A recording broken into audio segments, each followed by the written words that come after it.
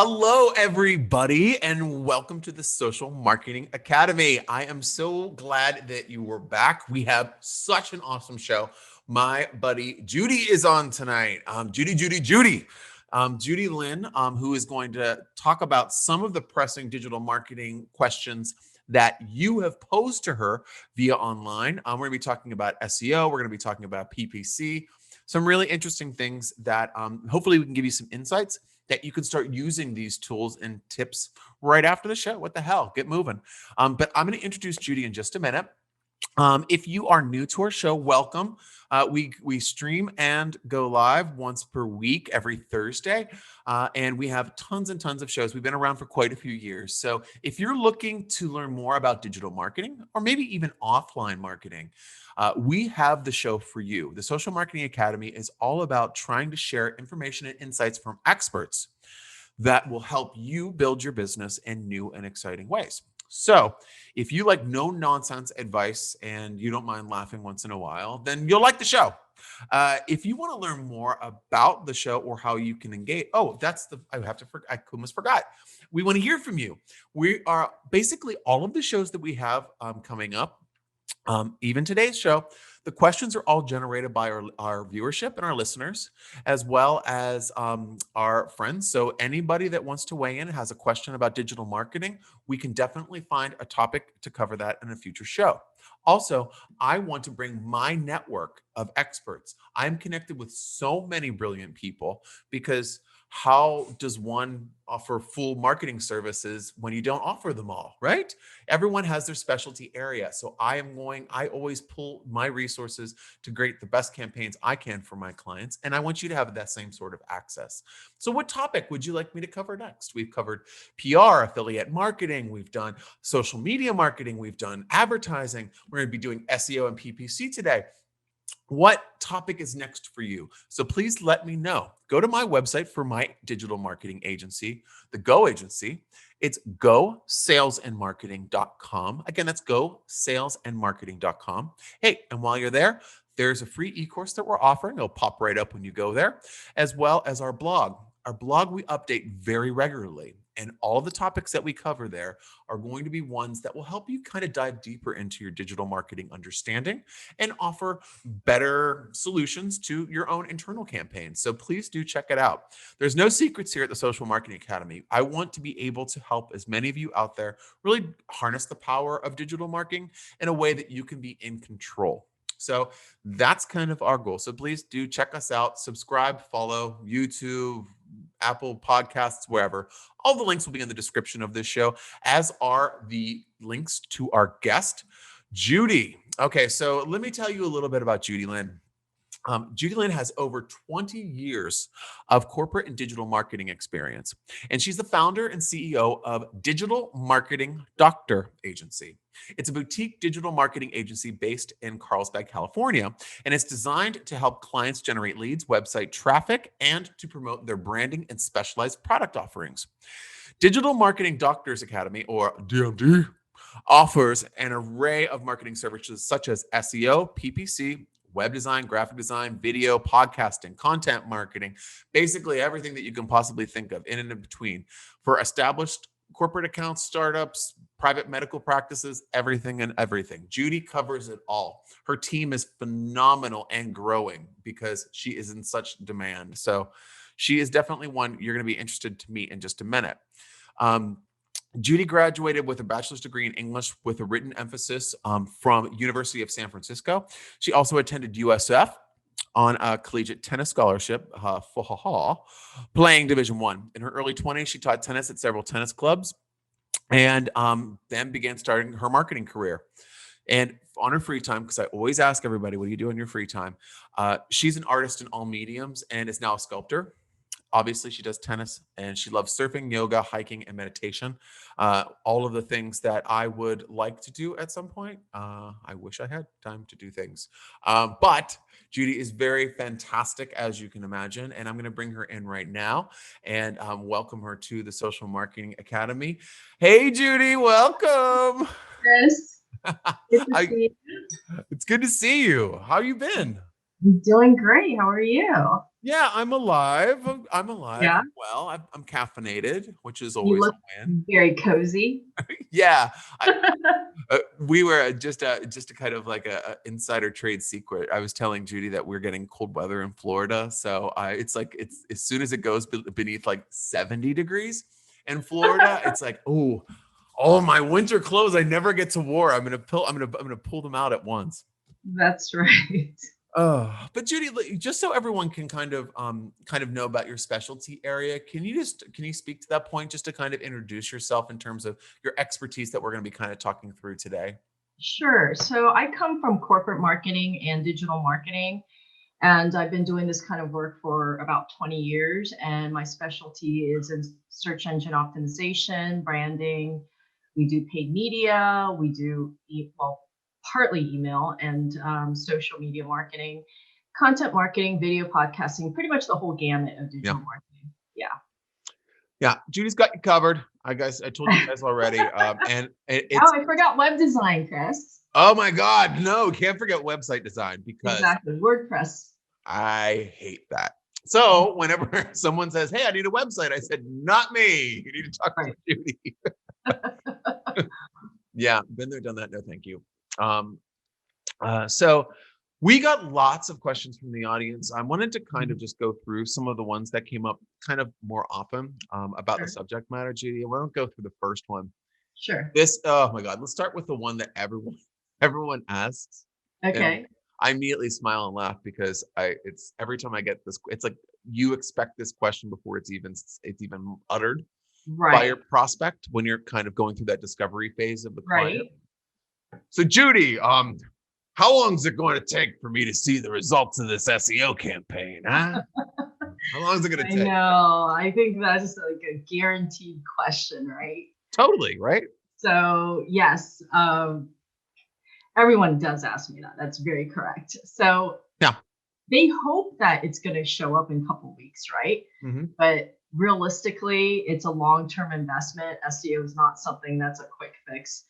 And I tell most of my clients 6 months.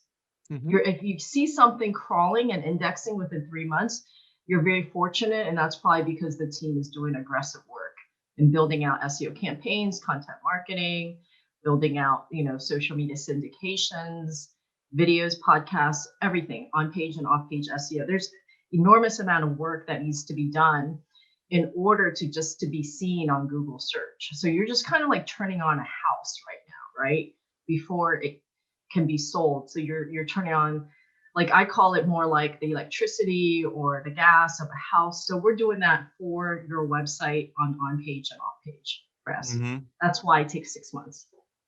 Yeah, you know what? I also liken it to almost like feng shui. Like it's Mhm. kind of, it's getting the house and it already has everything in it. And it's kind of like Right. placing it so that you're going to get the best energy. I know I sound like I'm gonna go out and hug a tree after I say this, but like it's kind of like you have to do a lot of rearranging. There's a lot of things Sure. that you have Yes. to work on. And I think Mhm. one of the biggest misconceptions that a lot of people have, and it's the same thing that I get, I've mentioned it before when we were talking about on another episode Facebook advertising Right. and how a prospective client will come to me and say, so your Facebook advertising, you just boost things, right? So when I could do that, Right. I push the boost button all the time. It's like, oh yeah.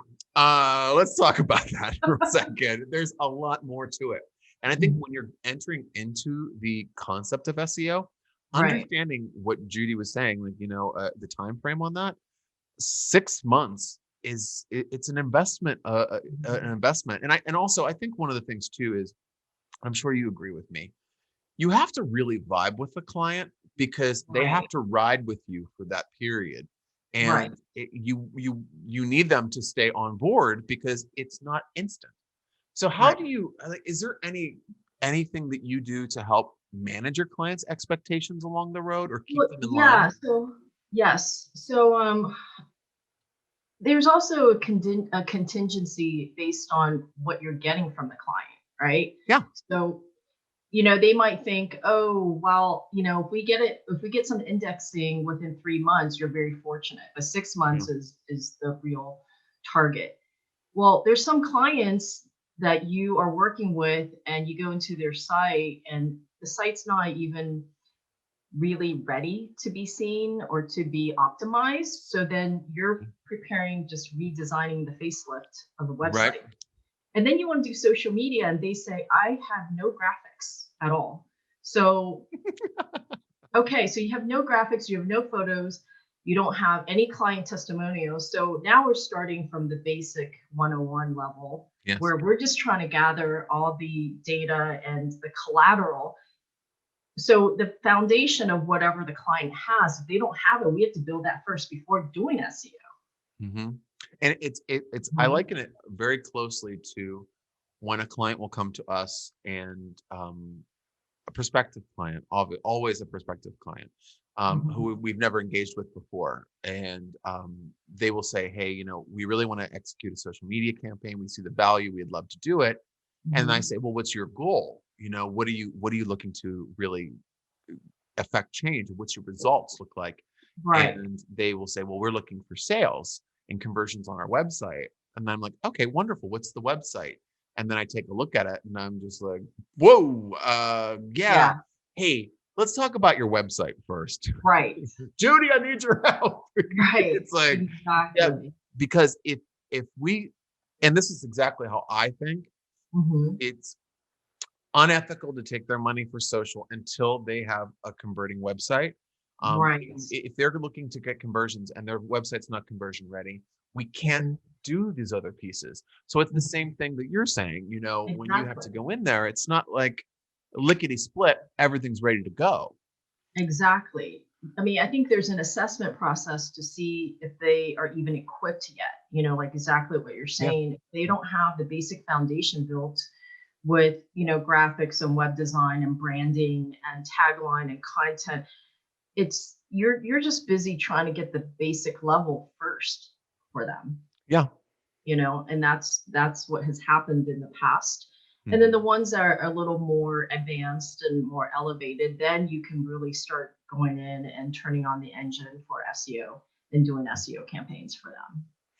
Yeah, it's I think it's always important to, like, to what we were both saying, if you're listening Mhm. to this or watching, it's really important for you to understand that marketing is a process. It's not something that you push Right. a button and everyone.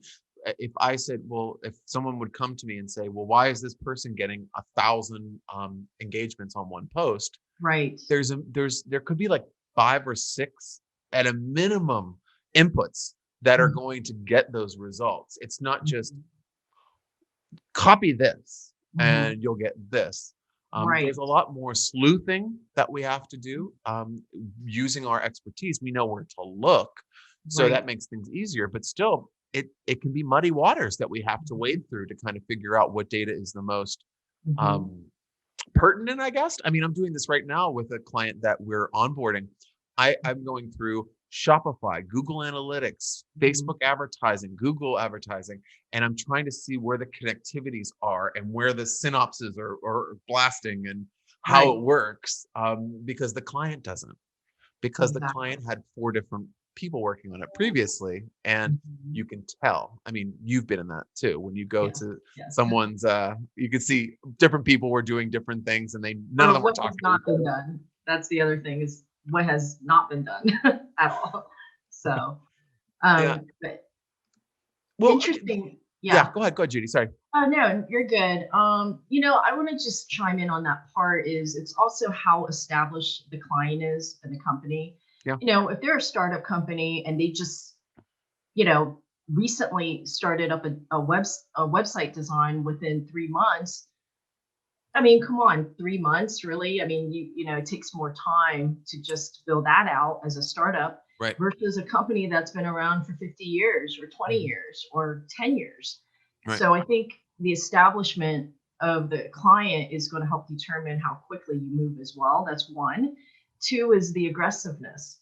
So depending on your budget, if it's a couple thousand a month versus 20 grand a month, well, that's a whole bandwidth of arsenal that you can work with for the marketing budget.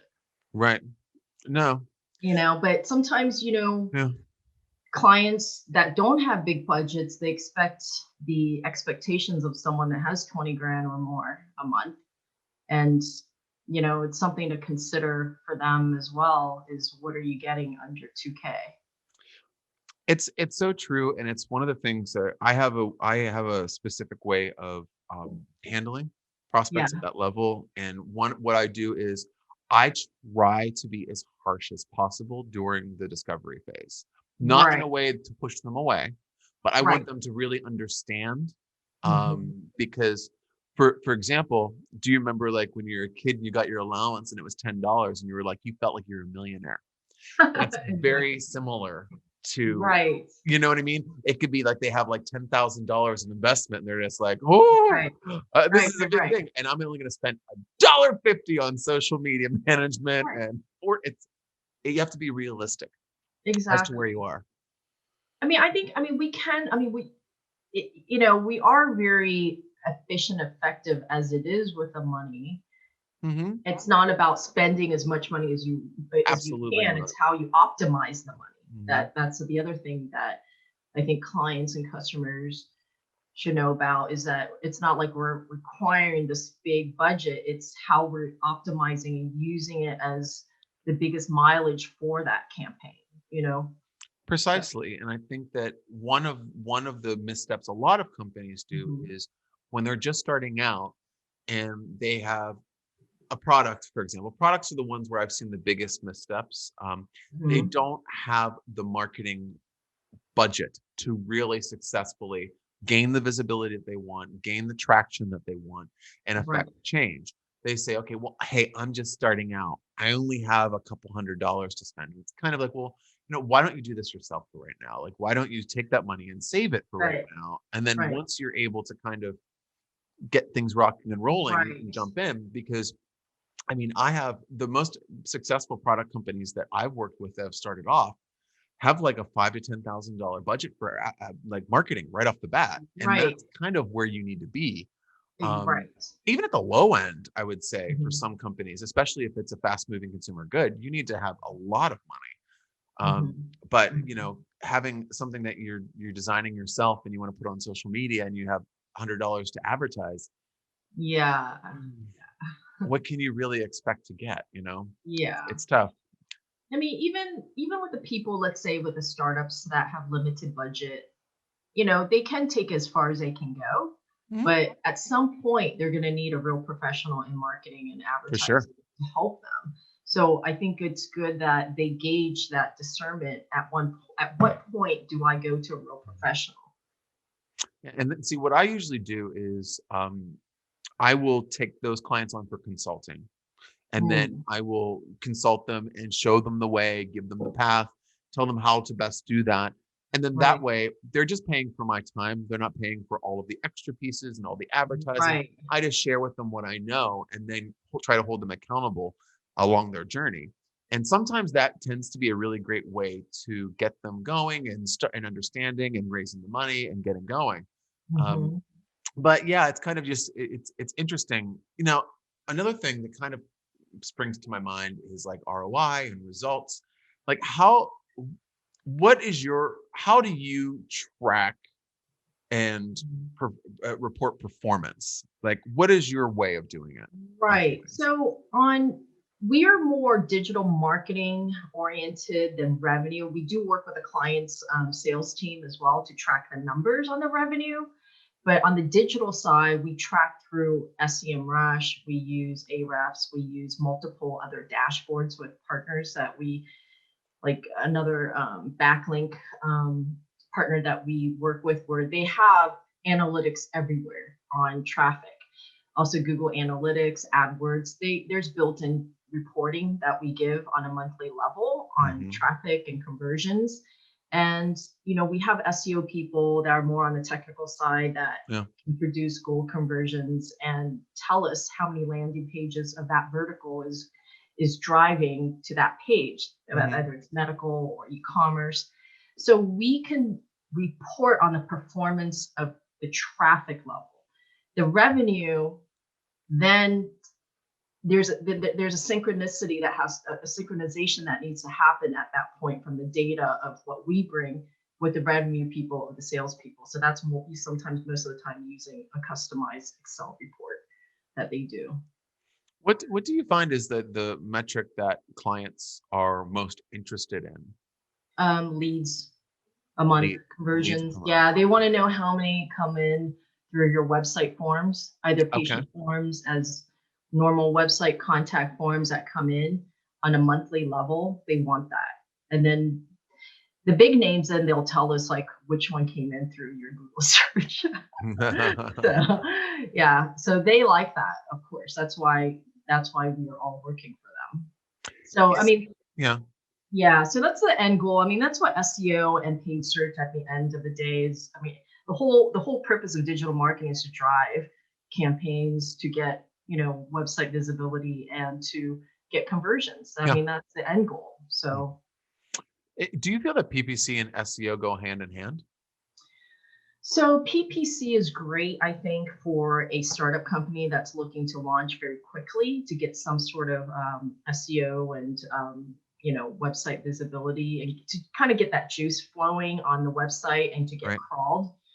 But paid search can get ridiculously expensive and you can burn through money very quickly. But it's good to use, I think, for a startup in the first 4 or 5 months, and then gradually migrate over to SEO. Or Right. you could do it simultaneously: is start the paid search and then build out your SEO campaigns. And when you're ready, then turn off paid search and just stay with SEO. Hmm. But yeah, I mean, if you have a bigger budget, you're more of a corporate for like a Fortune 500 company, then you do both because you Yeah. have the money to do both. And they do help each other in the keywords. So, Google, of course, is going to recognize your Google ads and your spend. Right. And as a byproduct, sometimes, your SEO search results just seems to be more sometimes. Hmm. I mean, because the end of the day, it's your brand that's being shown and indexed everywhere now. Yeah. And Google's recognizing your brand name now. Hmm. Yeah, it's interesting because one of the biggest things I think a lot of people get scared about with PPC is the sheer Yeah. expense of it. And Yes. Mhm. and I mean, is there any sort of starting budget that you would suggest for a company? Um, I mean, 1,000 a month is already extremely tight. Agreed. That's very tight to get any real traffic and performance. That's just starting. So say for $1,000, why is the $1,000 tight? Because if you're trying to build out multiple campaigns with multiple ad groups, usually the ad groups are signifying your different product offering or Hmm. signifying your verticals. I mean, think about how much you can allocate that money if you only had 10 ad groups. I mean, you're already Yeah. burning through that quickly. Then you're limited by how many that you can run. I mean, as an example, with one of my clients, I'm not going to say who, but, Yeah. I just I had to turn off, I think, 5 campaigns because I burned through so much of it, like call only ads. I burned through what my teammate and I think within less than 2 weeks we were burning through, because call only ads are a very effective way because you're actually driving people to pick up the phone and call your customer Yeah, they're service. great. So we get great numbers when we get like around 300 a month, you know? Hmm. So that's a good number for a small CPC. So if you look at that, and that's just one campaign, how am I going to have money for the rest of the 6 or 10 Yeah. $1,000? I mean, the larger companies, they usually are, at least 20,000 a month, Hmm. and it depends on how many you want to build out. So the budget is going to help discern how many you can create and Hmm. build out. Otherwise, you're going to have to pause them or not build them. Now, for it's interesting too because the reason I'm kind of asking you to go deeper on this is because one of the things I find is the largest pushback that we get as a digital agency is people that want the advertising spend, Right. because the advertising spend, yeah, it's $20,000 a month. That's Mhm. going directly from the client's pocket to Google's Right. pocket. We are Right. just managing the game. Right. Right. And I feel that that's a misunderstanding a lot of the times. Mhm. It's almost like they're paying it to us when they're not. But Right, also, exactly. it's one of the things like Facebook is a good example of this because Facebook is one of the has the algorithm that it doesn't care about you at all. So it's Right. basically you need to have advertising at least for a while until you Right. can kind of get things rocking and Right. rolling. And Facebook, and I would say like if someone comes on with me, I Mhm. really don't want to touch a Facebook campaign for under like 750 ad budget. Right. And Right. and for me, the reason I would have it at that is I would want to boost every single one of the posts using that money so that the Right. engagement would be there. So it wouldn't even be spent on advertising selling product because say I did that, I would be left with $150 left for an ad. You don't even pay you pay more for that for an ad in a newspaper. I mean, Right. Right. Actually, ad in the newspaper is probably more now. So yeah, right? print is extremely expensive. So, Yeah, it's extremely um, expensive. it is. Uh, So it's interesting you're saying that because I mean, if I had the choice and the leadway of saying, if a client gave you 20 grand just for the budget money a month, would I allocate it into paid search? I probably would not personally because the 20 grand, I mean, you could allocate maybe five into paid search or something, but yeah. the good thing about SEO is it is repurposeful. So Hmm. once we build out the SEO campaigns, whether it's content marketing, video podcasting, people need to remember that all those search results and those files, they stay on Google until someone takes it off. Right. So the longevity and the mileage of what you're getting and recycling that material, because I could use a podcast for what? PR and what else? Press kit and what else? Branding. It's very, very repurposeful. And that's why I like more of the SEO route because there's many things where you take a blog and now you can build out a backlink showcasing that featured blog Hmm. or there's many ways to go about it where it's recyclable. And Hmm. paid search, once you burn that money, it's over. Yep. I mean, it's so true. And that's one of the things that a lot of people. What happens is people will get the. I'll talk to prospects or like on Right. discovery call, or even if it's just a friend asking for advice. I'll say, well, have you tried any sort of online advertising? And like, yeah, we did a few $100s on Google, but it didn't work. Hmm. And I said, was it the free $200 they give you for opening an account? And they said, they always say yes. And I Hmm. said, well, that's good that you did that because creating an account is not very easy, which it's not. Right. Right. So that they did that was good. I give them kudos for that. But Right. you can't, and this is kind of like a blanket statement. Whenever you're doing something and you spend like $200 on a Google ad, that's going to last about, I don't know, 5 minutes. So throwing proving that to be ineffective for just doing it once for $200 for five Hmm. minutes is not how you can gauge the results that you're truly going to get. Right. Right. So there's like when I have, for example, someone will come to me and they say that our target audience is, I don't know, 35 to 45 female that are interested in lifestyle. Mhm. They are active, they are health conscious, they're beauty conscious. Right. And I'm like, okay, well, we should really look into maybe Instagram or TikTok. And they will say, oh, no, no, no, we did Instagram, it didn't work. Okay, well, what did you do on Instagram? Well, we did it. Okay, so you did it. So yeah, they Uh-huh. tried it for a month and they didn't get any sales. So that was the end of it. Oh, wow. I didn't know that kind of thinking was there. It does. It happens all the Yeah. time. And people will write off full sites, full pieces of their marketing due to that. So if you're, for example, if you're using an email marketing platform, because I know that you do that a little bit as well. I've had clients that I've helped like kind of work through their solutions just to help them Mhm. out. And Mhm. they're like, well, we're done with email marketing. We're finished with it. It's not giving us anything. And I said, well, can I take a Mhm. look just so maybe I can give you some advice? Yeah. And they were packing it with spam worthy content. So in Yeah. the deliverability, the open rate was the negative and the the open rate was terrible. Right.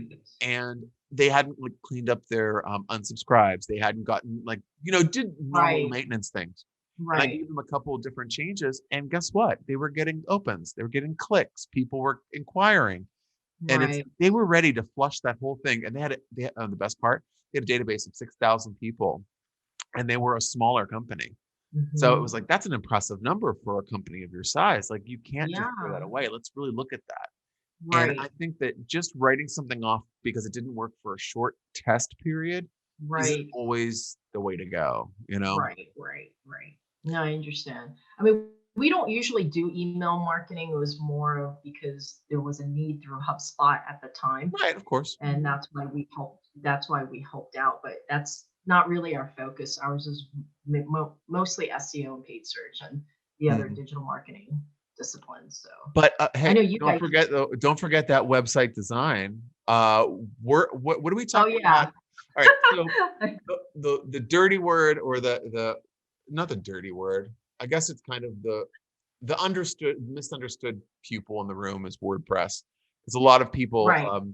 obviously because they want something new. Right. But where is when you're designing a website, is Mhm. WordPress kind of like the go-to, like best Yes, option? it's yes. So I call it the preferred platform, Okay. meaning that WordPress is a responsive platform where it can show on tablets, mobile, and desktop, obviously. Whereas in the traditional website, where it's a proprietary design, then they have to build up a mobile version, then they have to build up a desktop version. Right. So it gets complicated, but that was a little that's it's outdated now, that way of doing it. Mhm. But WordPress is also most SEO friendly because they've got built-in plugins with the Yoast plugins of Yeah. SEO in the back, so you can write metadata in order to be recognized by Google search. I know people use Wix or they try to use, even Weebly, but it's just not, when you're an established company, you want to look like an established company with, caliber design, caliber everything, plugins, caliber user navigation with your forms, with your writing, your content. So, WordPress has been a very popular platform for all of us, and not just that. It's self-managed, meaning like you don't always have to call me or my designer or editor just to change one little word. Mhm. You have access to WordPress where I give you logins. You can go and just change a couple words, and you don't have to pay us constantly just to edit because you can do that yourself. It's self managed. Mhm. Whereas I think, other platforms in the past, they force you to go through them. So then you have to pay them continual maintenance to update maybe two sentences. So, it's open source. It's our preferred platform. I mean, we do have clients that use other types, but they're eventually going to migrate over to WordPress. Yeah, it's interesting that you talk about the Yoast plugin. This is a story. I don't think I've told you this before. Years ago, when I was a little agency owner, I was a little guy. Like 10 years ago, I was asked to cover the Fusion Marketing. It was Okay. called the Fusion Marketing event, and it was Fusion Marketing Explosion, I think it was, and Okay. whatever it was. So 10 years ago in Belgium. Oh So wow. I went to Belgium, and I basically was covering and did videos, and we shared the videos with the organizer. It was a lot of fun. And one of the people that I interviewed, and then we went out and had some beers, and we're just talking about stuff, was the guy that created Yoast. Oh wow. And I interviewed him. Awesome. I'm sure you can dig up that interview. It's on YouTube somewhere Yeah. with me with Yeah. like I have like shoulder length hair. It was like a whole different world back then. That's But great. it was so funny because every time we have a client, they're just like, yeah, we love the Yoast plugin. I'm just like, yeah, I met him. I interviewed him back in the day. To see another side of you. And but it's really funny though. He was such a nice guy, and that's a Yeah. really really good tool. Um, Mhm. do you um do you see lots of in terms of a shopping platform? I think this is something I wanted to talk to you about. Mhm. Is there a preferred platform that you like to have clients work on, or you suggest? Yeah, we don't do a lot of e-commerce sites. Okay. So mainly ours is just your informational branding sites, but Okay. e-commerce sites is a little more specialized, so we do kind of send them off to someone else. Oh, okay. Yeah. Yeah, I was wondering if WooCommerce was something that you'd worked with. I know my designers know how to do that, and they Yeah. have a portfolio of WooCommerce sites, but it's not what I've done for my clients, but me more for, I think they've done that in the past. Yeah. Now let's go into, we were talking about paid search. Right.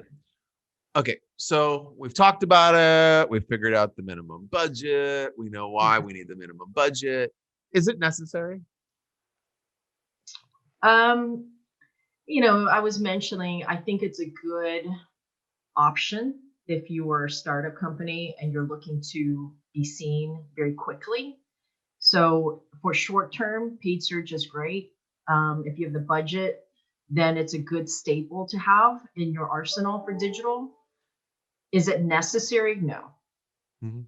Because the reason why I feel that way is because there's so many different options, and other campaigns are to me have greater value and mileage and longevity in it than paid search. Paid search to Mhm. me is almost like a print ad. It's just, Yeah, yeah. it's good for an announcement, some sort of, welcoming a new employee, a new product offering, and then it fizzles off, and then that's it. And then when Yeah, it's print, it's gone, And paid search, once mhm. you turn it off, all your ads are gone, Yeah, you know? I completely agree with you. I think it's really nice. I always suggest it if we're doing a campaign for maybe awareness, and Exactly, we brand need, yeah, and launch. Right. if you want to get like a little bit of a lift, an extra Exactly. lift, it's really good. Or if a client is launching a blog, it's really Mhm. good. If like that type of stuff, Yeah. because I think for, like, for example, if we're looking at maybe like a local personal injury attorney, Mhm. PPC will be good at getting them to the top, but I almost say that it's very similar. If it was a TV ad, it would probably have the Right. same sort of result. It's a It's almost like a visibility. grand opening, right, of something, of a Hmm. restaurant or anything. Like it's, again, it's all contingent on, I think, what the client wants as a budget. If they got extra budget and they want to use it as a staple, that's great. But if they're on a limited budget, I would focus more on branding, content, video, and Yeah. SEO. Yeah. So Okay. Mhm. All right. How about this? Okay, this is a question that I was asked, not recently, but I've been asked, Sure. and it's from local businesses, and local business will say, well, I hear that SEO is really important, but I don't really care about traffic to my website. How do you counteract that comment? Like, how do you I explain the don't care value of about SEO? traffic on the website. It's like, Well, okay, what that's they will like do though saying, is Mhm, they're usually places that they're like a boutique, or mhm, they're a shop, and they're just like, yeah, I'm just gonna throw up a website, and it's there, and blah. right. But No, yeah, totally. I mean, what we say live, you? yeah, yeah, no, totally. I mean, first of all, we live in a digital age. Everyone Googles. Yep. That is, if you don't know how to Google and you're not being seen online, you're basically invisible. And Mhm. you're just relying on local neighbors and word of mouth, which could work, but it's not nearly going to give you the volume of business revenue and leads Mhm. online. Yep. I mean, no one looks at yellow pages or white pages and like start looking for businesses. Everyone's Googling you. So for a person to say that I don't care about traffic online on website, it's a very naive comment to be saying, because Mhm. they're not with it at all with what's going on in our economic ways of conducting business today. And Google search is a major part of that. And we live in the digital world where everything is being found first. There are people are looking for you. When someone actually goes and Google you, that means they're proactively looking. You Yes. don't have to like, you know, you're not pulling them in. They're already actively looking in for someone like you. Mhm. But if you're not even online with a website or a presence or a profile, you're not even in the game. Mhm.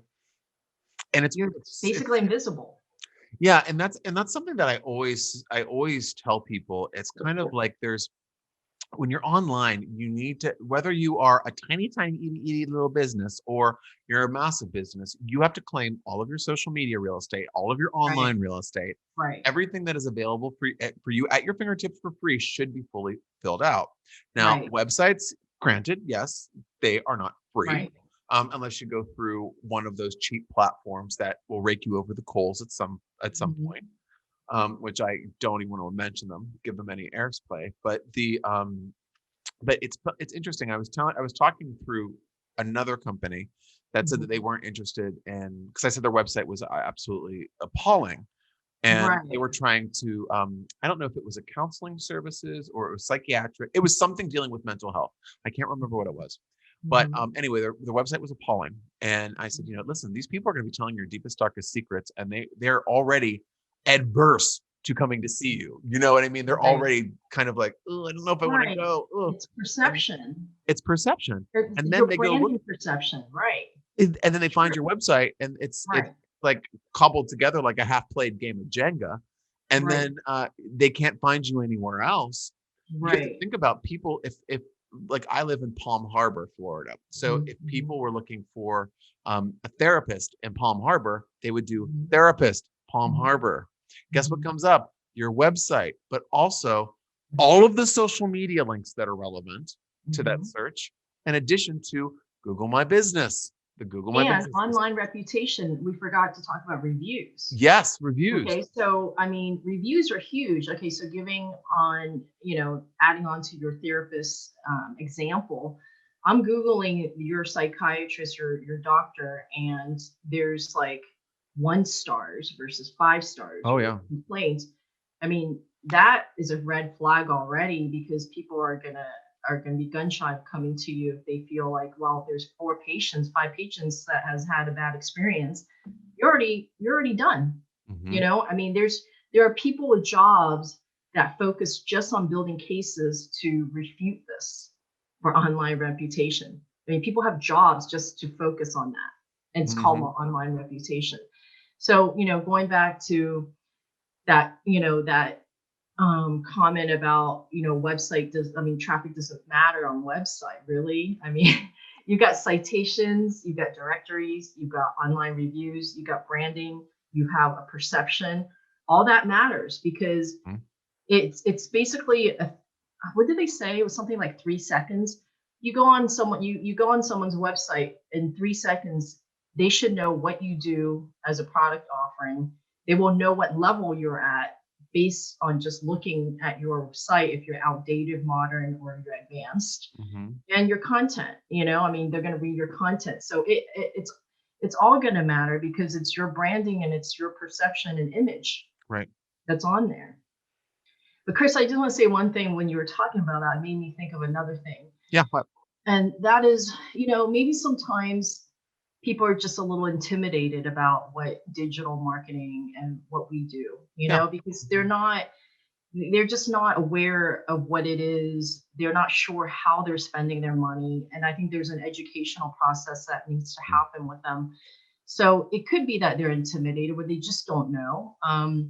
Because, it's like, just a straight comment of, oh, it doesn't work is a very absent minded mindset. Yes. So there's got Mhm. to be other reasons why the person's thinking that. You know what I mean?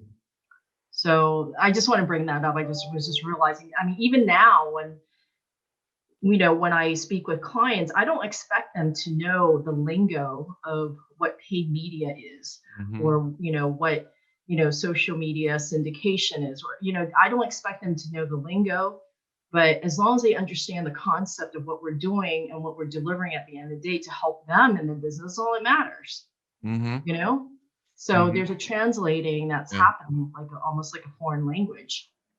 It's so true, Judy. Mhm. It's I find that one of the things that is a cornerstone for our onboarding, and usually our Mhm. first month of service with a client, is that we make sure that the client can mirror what we're Right. looking at in the campaign. So when they're Right. saying things and they're talking to us, it's not like we're like mesmerizing them to think like we Right. think. Yeah. It's kind of like we want them to make sure that they understand the concepts that we're presenting to them, because Right. people come to us because we're experts, not because they're unintelligent. Right. They want next level help. They could probably figure this Exactly. out on their own if they But really they put. need to be open to it too. Yeah. Hmm. I mean, that's the other thing is, as long as they're open-minded and I mean, they obviously are if they are already contacting us. So Within reason. I think that there's those instances where we're reached out to by a marketing director or a marketing department person who was right. dictated by the boss to Oh find a yeah. social media company. And Right. in those cases, we never really end up taking those clients on, Right. because usually the marketing person is so upset because they were in charge of everything. And I then know, but I see, feel this so is bad sometimes with but those. there okay, it's funny because I've had this happen so many times. It's not that they think you're gonna come over and take over. It's not Absolutely, yeah. yeah, they do. I mean, every person in the marketing team on the client side is concerned about that.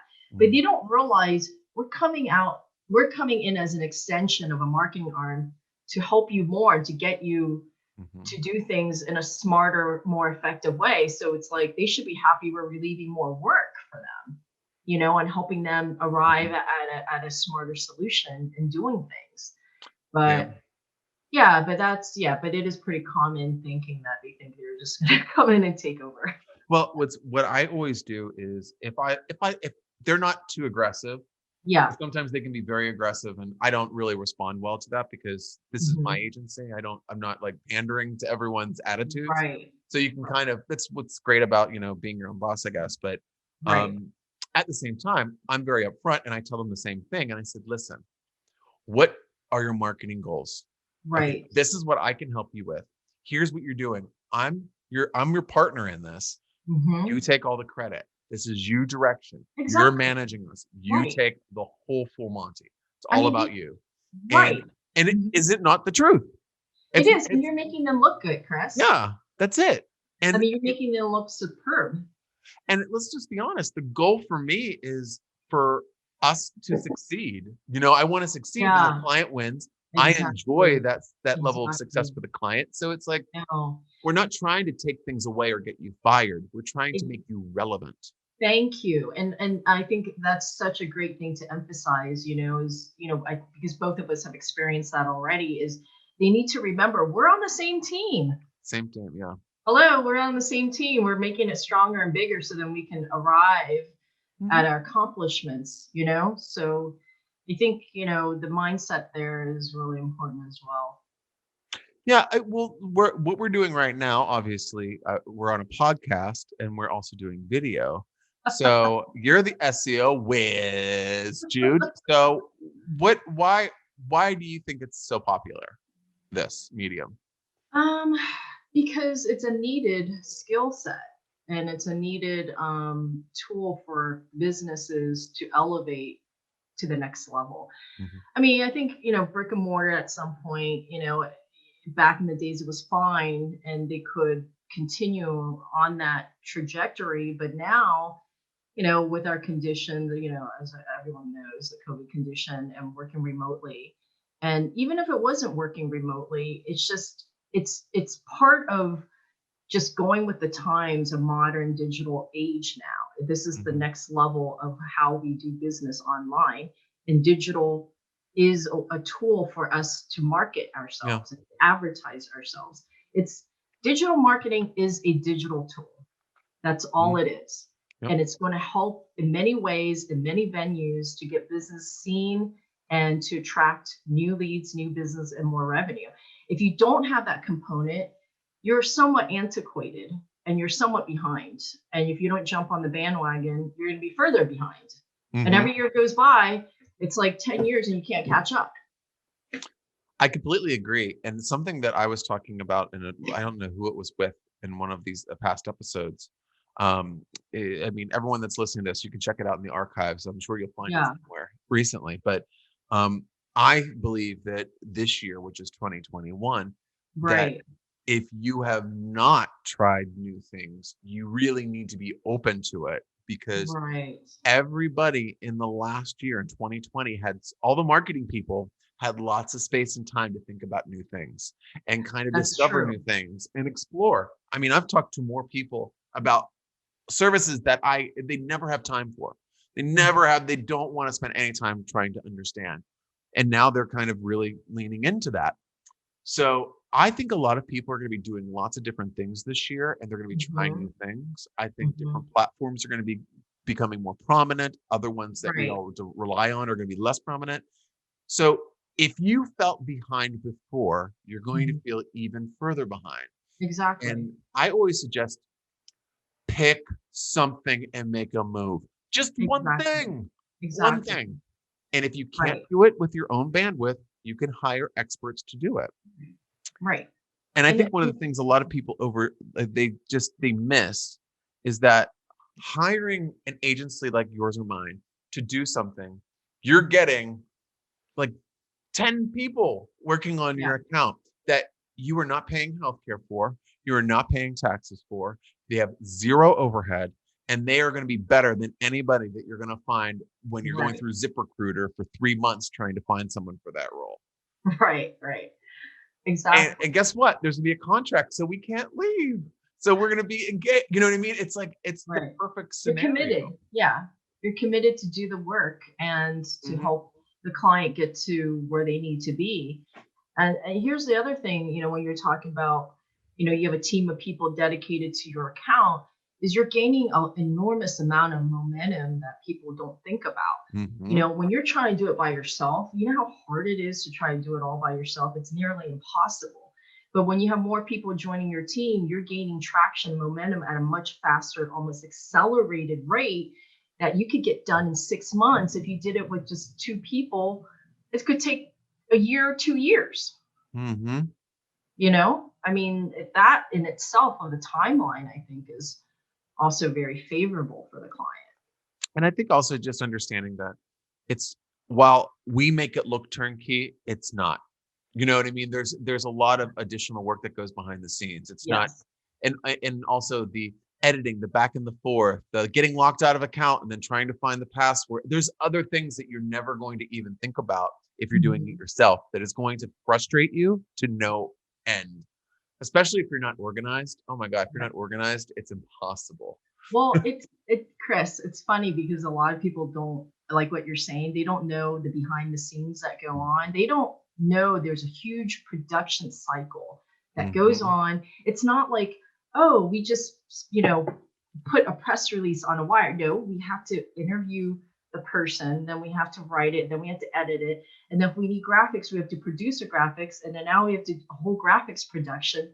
So there's a whole production process behind the scenes that a lot of people don't see on the front end, and it's very laborious, Mhm. but it gets done, and then we deliver that product on a silver Yeah, it's so funny. I platter. was while you were saying that, I was thinking about like counting. I think from the time that because we work a month ahead on all of our clients, if not Right, months ahead, depending right, on right, right, how proactive they are in terms of their own internal schedule. But right. on average, it could be like a month to 3 months or six, and or a quarter, whatever. But we work ahead. So what we do is we go through brainstorming, then we do Yes, pitching, and then we do right. planning, and then we write down the content. We come up with the content. And so I was thinking about it. It's almost like 25 steps before a I post know. actually gets hit. Exactly, and Eh, people don't realize that at all. They yeah, think, and "Oh, well, you had a day to do it all," and you're thinking, no, it's more like a week production, you know? yeah, You think it's really easy. Oh, you just post it. That's it. You post it on social media. No, I know. there's a I was video telling, production going on, right? yeah, I told one of my clients, I said, here's the thing. It looks easy to you because we want you to feel like it's easy so it doesn't stress you out. So it's more involved. It really is more involved. I mean, an email edit after we've gone through the approval process and it's like, you Right. know what, why don't we change that header? It's like, okay, talk to the creative director. This is the changes that we need to make. The changes, they find time in their schedule. They make the change to the header. They show me. I think it needs tweaked again. Goes back to them. Then it goes back to me. I say, okay. Then we have to arrange a meeting with the client to show them the new. It's like, And then they want a different email list now. So you gotta put together a new email list and a new funnel now. Don't forget that, Chris. yeah, I can't forget that. Oh, you know what? We love the automation you did. We're launching a new product this evening. Can you do a 7-step email sequence on this funnel, please? Hmm, I'm hmm. busy. Like, sorry. Yes, um, it's tons of curveballs. yeah, tons of curveballs. Well, I think overall, one of the things that I think is a good takeaway from the conversation is that, SEO and PPC can go hand in hand, but Mhm. SEO really does have the staying power that a lot of people, Right. and I think a lot of people forget now, because I think social media has really stole SEO's thunder so much because it's way sexier. It's in the Mhm. news cycle more. But for me and you, I mean, we all subscribe to numerous newsletters and Mhm. everything, nerd letters, I call them, because some Right. of them are just no one would want to read. And SEO is on every single one of them towards the first quarter, no matter what it Okay. is. It's Right. always towards the top. And the best part is that if you did an SEO campaign 2 years ago, you Mhm. need to get back in the game again. It's not Mhm. what, even though you did invest into your future and you got your credit. Mhm. Things change and Google does change. So it It- is good to have somebody that can go in and just do like kind of like an assessment at least An to audit. see, Yeah. yeah, an audit to see how things are Right. coming along on your website. And Judy, you do those audits, right? Yes, yes, we do. We do. We start with the website audit and your ranking audits. So that's another thing I wanted to kind of bring up real quick when you Yeah, were sure. talking about that is the staying power of SEO, because Mm. it's like a tennis player. When you're number one ranked, well, doesn't mean you're going to stay number one. You're going to fall off if you don't keep practicing and keep playing tournaments. And I've seen that a lot of clients where they had no rankings in local search or organic. And let's say they're in the top three, top number one, two, or, even with numerous like search results, they think they're going to stay there forever and they stop doing SEO. And then what happens with, you know, doing nothing for a gap of, let's say, 3, 4 months, it actually only takes about a month and then things start changing, like the variables start changing. But if you don't do anything consistently every month, your number one or number three ranking will literally drop to like the fourth page. Right. It's that crazy, and Yep. it's like there's a discipline with SEO. It's not just driving it, driving and driving and you stay. No, it's a discipline of every month you produce X amount of blogs and social media and Mhm. emails and content. It's like working out. If you want to look good and stay healthy, you need to work out every day. Yep. And something else too is you have to remember that, because I've worked for companies in the past, back in my kind of the worker days, Yeah. and I was the head of marketing in one company, and my Mhm. boss would was just, I didn't understand how his direct competitor was number one on Google. So he found his Google ads and he just kept clicking on them. That's fraud. 3 or 4 different, oh, he was the worst, but like 3 or 4 different websites, and just kept clicking on them. And then he wasn't getting the joy that he wanted. So he actually hired an SEO company specifically to unseat him in the number Oh one wow. in the number one platform. So all they did was go for the keywords that the Yeah. competitor was using. And it And gets really expensive and it gets competitive. really expensive. But what happens is when people get into that competitive nature and they have that kind of fire in their belly, they'll Mhm. go for it. So that's another reason why to keep yourself current, because if one of your competitors start gunning for your same words, that's going to Mhm. push you down eventually. Yeah. Yeah. And nowadays, because so many things and a lot of these digital tools are very transparent. I mean, it takes me 5 minutes to go into one of my apps and see what my competitors are doing. I can Yeah. see everything that they're doing, and I can see what keywords are bidding, or I can see what they're ranked at. So, Hmm. it is very transparent now, with Hmm. Google and the digital. ways of doing things. So that's why, you do need to watch what you do and what you say and how you say it. That's why content marketing and copywriting, by the way, hire good writers. Okay. Yeah. like, Mhm. it's like, I only have like superb writers on my team because the writing aspect of marketing and branding is very essential, and how to Mhm. persuade, and persuasive writing. So Mhm. that copywriting is really important. Strategic writing is also important, and all that translates in everything you do in SEO, emails, content, video, all of it. So that helps. Yeah, and I think also one thing to know going in, if you are writing your own copy for your website, when you hire a website company, you don't just send over what you have and say, "Yeah, this is the rough version. Can you just like bump it up a little bit?" Hmm. That's not Hmm. our job. Hmm. That's not the job. The job is to build the website with the content that you provide, and make it look beautiful, functional, and make it built for success. We can make suggestions, but we're not your writers unless you hire us to do that. Right, exactly. Yeah. Um, yeah, because we've had people in the past. I've had partners that I've referred business to, and they said, "Hey, the client's asking me to just like pick pictures for them to use as from stock images.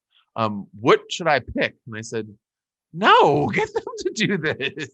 Tell them they need to tell you exactly what they want. This is their business." Right. But again, it's people that don't understand that, websites need a little bit of attention from the branding marketing side internally. Exactly. Yeah, It's, because yeah, just letting someone else representation's decide. everything. Everything. I mean, your homepage, to be really honest, I mean, your homepage is your image and your perception immediately. I mean, if you have a bad looking homepage and bad navigation, that's not good.